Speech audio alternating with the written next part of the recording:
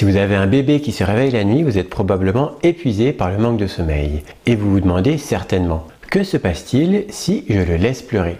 Est-ce que je vais enfin avoir la paix? Est-ce que c'est seulement un gros moment difficile à passer et après je vais avoir des nuits tranquilles? Pour visualiser comment ça se passe, les nuits en laissant pleurer, je vous propose de regarder un extrait de la série Super Maman et ensuite nous tenterons de répondre à la question: est-ce vraiment efficace de laisser pleurer son bébé la nuit pour obtenir des nuits tranquilles?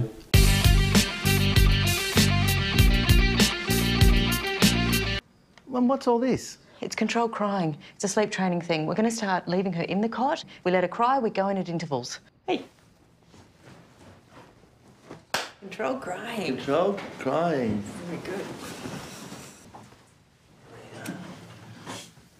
Bye. Good luck. Thanks, sweetheart. So 2 minutes, 4 minutes, 6 minutes. Yeah, that's it. Nous sommes donc chez Audrey et Jérémy et ils viennent d'avoir une petite fille, Stevie, qui a quelques mois. Audrey est très fatiguée par le manque de sommeil et très frustrée par la comparaison avec d'autres mamans qui ont apparemment plus de facilité à gérer leur bébé qu'elle. Elle vient d'emprunter des livres pour apprendre comment faire l'entraînement au sommeil de son enfant, c'est-à-dire comment organiser les séquences de laisser pleurer.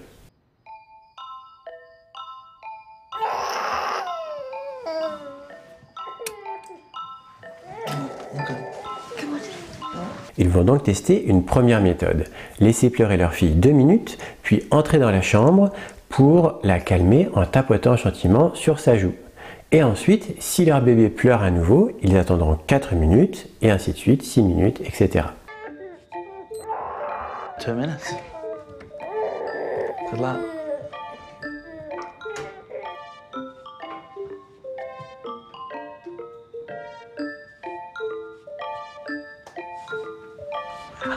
That's one. Why didn't we do that weeks ago?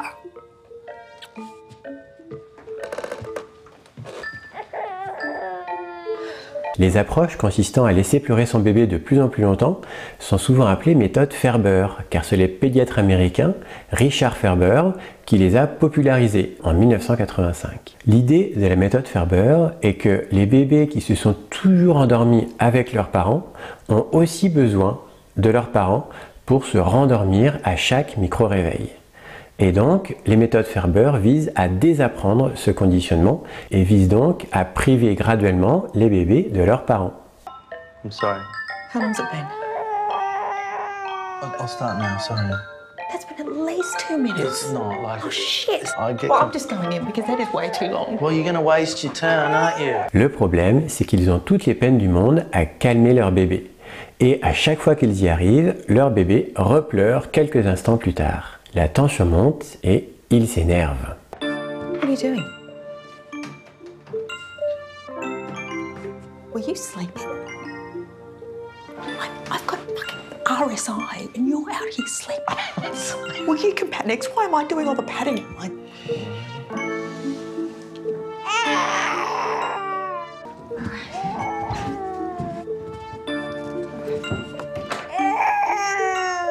La plupart des gens qui recommandent cette méthode pensent qu'elle ne devrait jamais être appliquée à un enfant de moins de 6 mois, ni à un enfant qui a peur du noir, ni à un enfant qui a peur de la solitude, ni à un enfant qui souffre de l'angoisse de séparation. I know it sucks. No, we said 6. You said 6 and I said I'd stop. I said I'd stop. Sweetheart, please don't. Shut up! Just get my keys. I'll drive her to sleep. Okay, I'll get your keys. C'est le moment du bilan de la première méthode. Pas très brillant. Fuck no. Maybe we should quit and just bring her into our bed tonight. Yes. I'm exhausted, thank you. Okay, that was a test and you just failed. What? You're testing me now? Yep. Because last night was a disaster. We have to do better. No. And by we, I mean you. So where do we start? 6 minutes? No, we go back to 2. No. Last night doesn't count. We have to reset. Actually, maybe we should do the tougher version. 5-minute intervals, no touching, shushing only. Comme la première méthode n'a pas marché, Le couple va maintenant tester une deuxième méthode. Laisser pleurer leur fille pendant 5 minutes, puis essayer de la calmer juste en chuchotant, sans la toucher. Et ensuite, si elle repleure à nouveau, ils la laisseront pleurer 10 minutes, etc., etc., 15 minutes, et c'est ce qu'on appelle la méthode 5-10-15. Water. I need water. I'm very parched. I've been shushing for hours. Bloody, I'll get you a drink.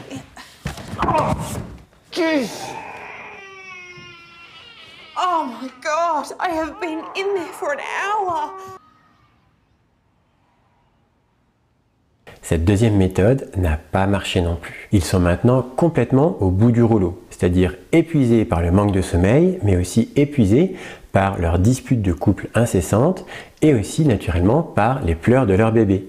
Écouter un bébé pleurer, c'est la chose la plus épuisante émotionnellement du monde.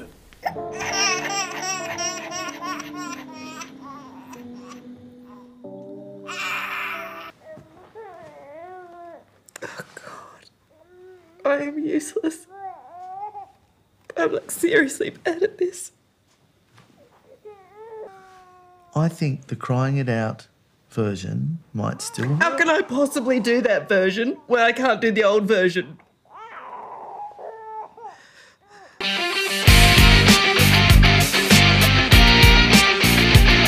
Ils vont tenter une dernière méthode, laisser pleurer leur bébé sans aller la voir pour la réconforter. Ils vont donc mettre des casques anti-bruit et ils se réveillent le lendemain matin. Surprise.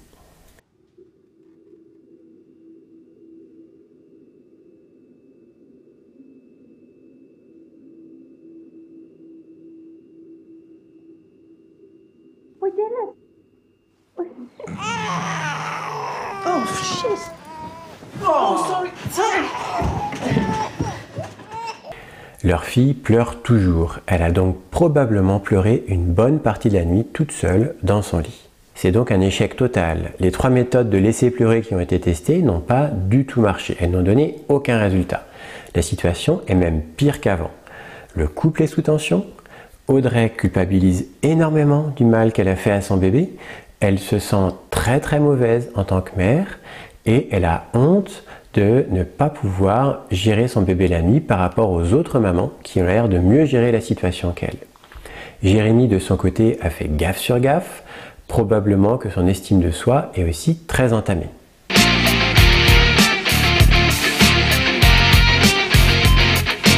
Mais vous pourriez objecter, ce n'est qu'une série télé. Qu'est-ce que ça prouve? Est-ce que les méthodes de laisser pleurer sont vraiment efficaces ou pas? Eh bien, on va se tourner tout naturellement vers les études scientifiques.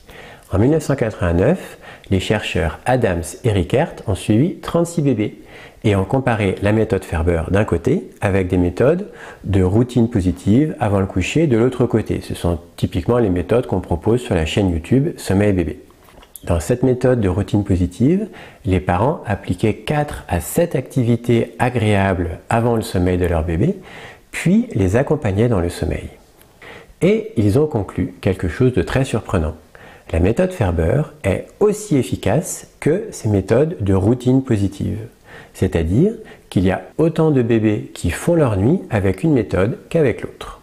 Mais ces chercheurs ont noté une grosse différence au niveau de la relation de couple. C'est-à-dire que tous les parents qui avaient appliqué les méthodes Ferber vivaient des relations de couple très tendues après l'avoir appliquées. Alors que ceux des routines positives étaient beaucoup plus zen. C'est-à-dire que ce que vous avez vu dans l'extrait de la série Super Maman est probablement très représentative des disputes qui peuvent arriver dans un couple quand on laisse pleurer son bébé.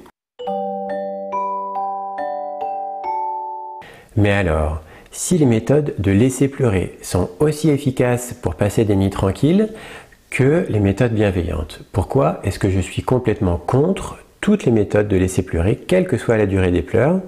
Eh bien, c'est le moment de se placer du point de vue du bébé. Quels sont ses sentiments? Que ressent-il pendant une méthode de laisser pleurer?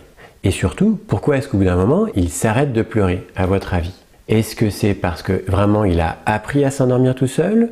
Ou est-ce que simplement parce qu'il a abandonné tout espoir que quelqu'un vienne répondre à ses besoins la nuit? De mon côté, je pense qu'aucun bébé ne peut apprendre quoi que ce soit en pleurant. Réfléchissez à la dernière fois que vous avez appris quelque chose, dans quel état émotionnel vous étiez. Probablement que vous étiez dans un état assez zen. Eh bien, je pense qu'un enfant, surtout un bébé, ne peut absolument rien apprendre en pleurant. Il a besoin d'être zen pour apprendre quelque chose. Je pense donc que les bébés qui subissent un entraînement au sommeil ont l'impression qu'ils sont laissés seuls au monde pour la nuit. Et donc que même s'ils ont besoin de réconfort, ils n'expriment plus ce besoin de réconfort. Et je pense donc que leur estime de soi est fortement entamée par de telles méthodes. Une autre étude a été faite en 2012 au Texas sur des enfants de 4 à 10 mois avec leur maman. Donc sur 25 bébés, le but était de mesurer le stress des bébés et des mamans pendant qu'on appliquait ce genre de méthode de laisser pleurer. Chaque soir pendant 5 jours, bébé était séparé de sa maman pour la nuit. C'est-à-dire que la maman pouvait entendre les pleurs de son bébé, mais elle ne pouvait pas intervenir. On a analysé le taux de cortisol chez les bébés et les mamans, avant l'endormissement, pendant l'endormissement et après l'endormissement. Le premier jour, la plupart des bébés ont pleuré au moins 20 minutes. Et comme prévu, on a mesuré un très fort taux de cortisol chez les bébés comme chez leur maman, c'est-à-dire que l'un et l'autre exprimaient leur détresse. Tous les deux étaient extrêmement stressés. Mais au troisième jour, les bébés et les mamans n'exprimaient plus du tout la même réponse au stress.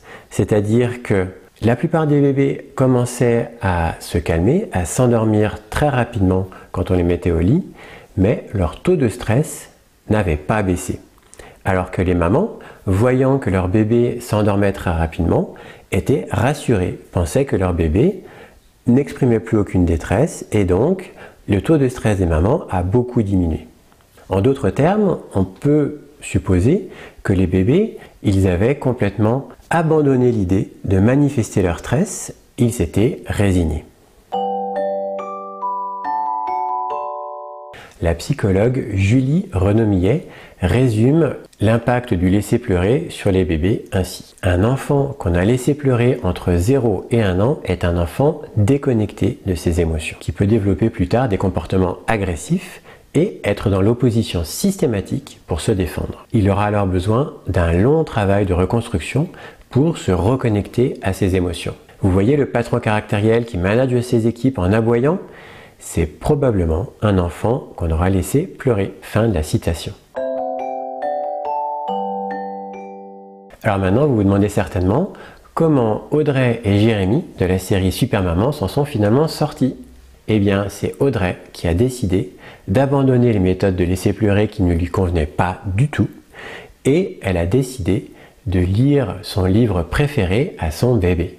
Elle a fait le choix du cœur. Swept into the sea by the winds, my spirit will sleep in peace, farewell.